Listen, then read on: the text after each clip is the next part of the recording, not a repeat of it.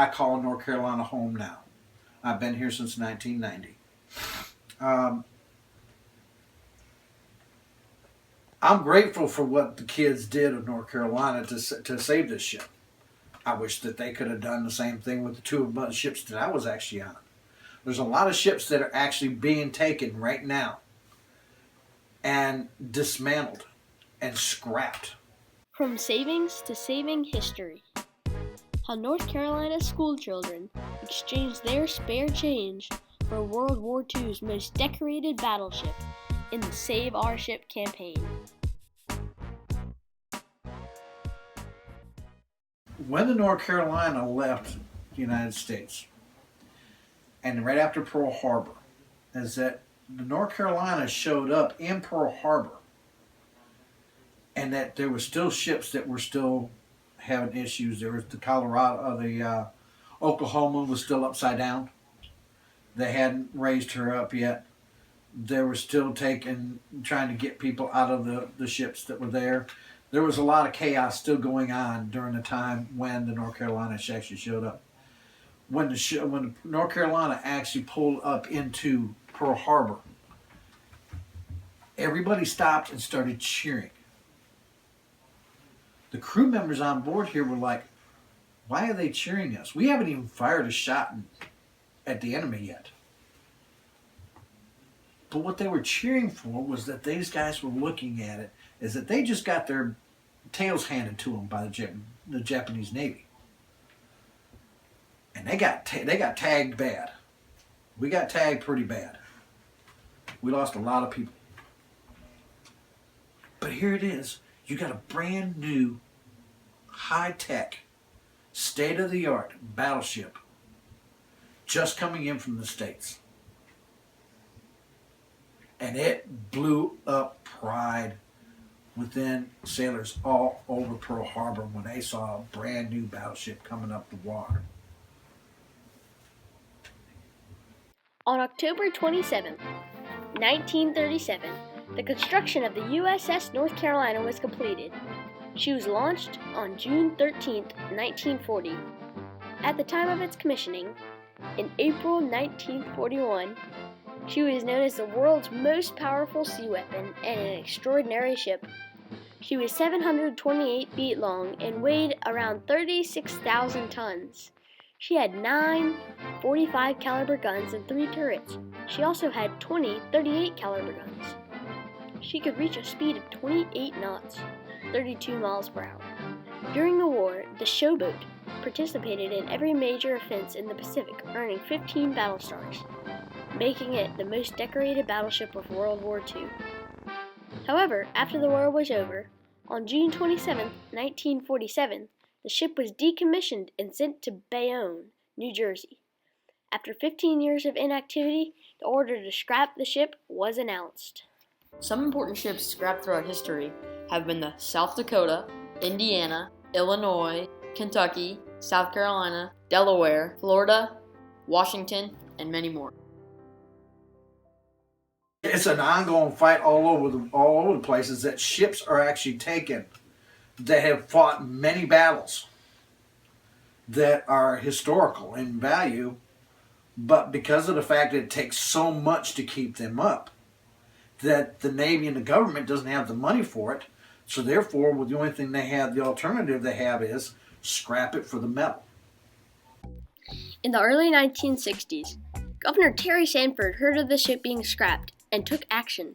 He made an organization called the Battleship Committee and put photographer Hugh Morton on it. Its job was to help save the ship from Washington, D.C. Terry Sanford also initiated the Save Our Ship campaign. Its goal, to raise $275,000 to bring the ship to North Carolina.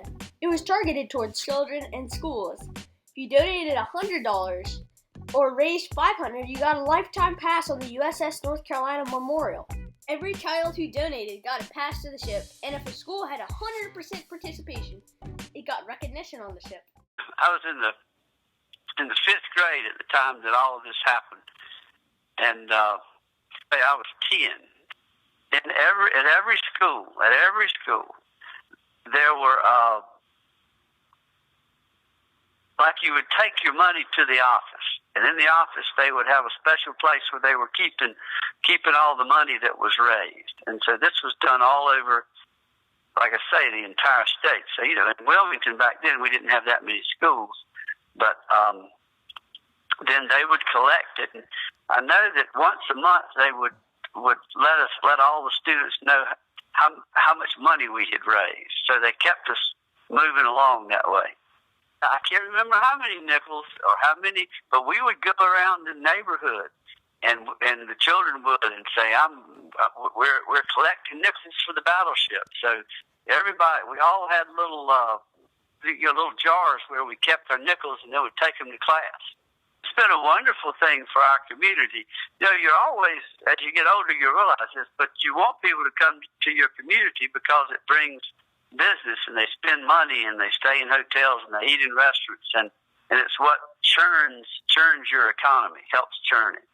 Finally, in September 1961, after many months of roadblocks, red tape, and problems, the campaign was completed.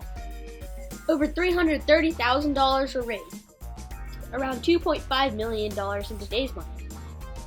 The ship was brought to Wilmington, North Carolina in October, to be docked on the Cape Fear River and turned into a memorial.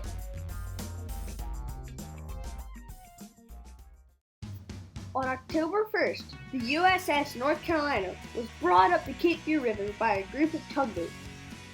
On October 2nd, it dropped anchor where it is today. April 29th, 1962, the battleship was made a memorial. Today, the USS North Carolina sits on the Cape Fear River.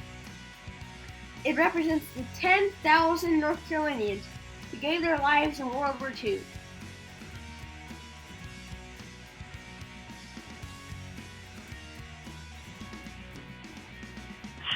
It's rewarding. Being from Wilmington, it's just sort of part of who I am and who we are, who all were here when it happened. So it's very special. It's very special, and I've been on it. Now took all my children on it. Now I'm taking all of our grandchildren on it. On April 9th, 2016, the USS North Carolina celebrated its 75th anniversary. There was a whole newspaper section dedicated to it.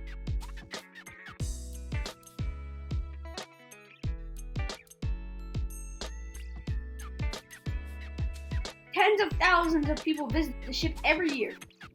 It is Wilmington's largest attraction.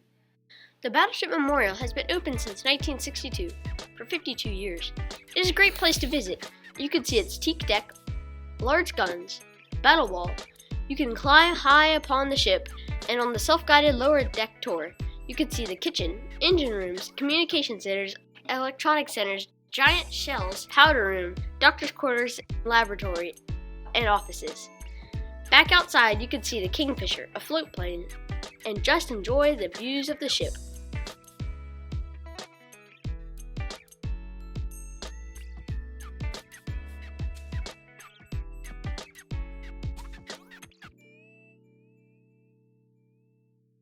Without the exchange of children's spare change for the USS North Carolina, North Carolina would be missing an important part of its heritage, culture, and pride. And through the research and filming of this documentary, the importance of keeping this historical ship intact was handed down from one generation to the next.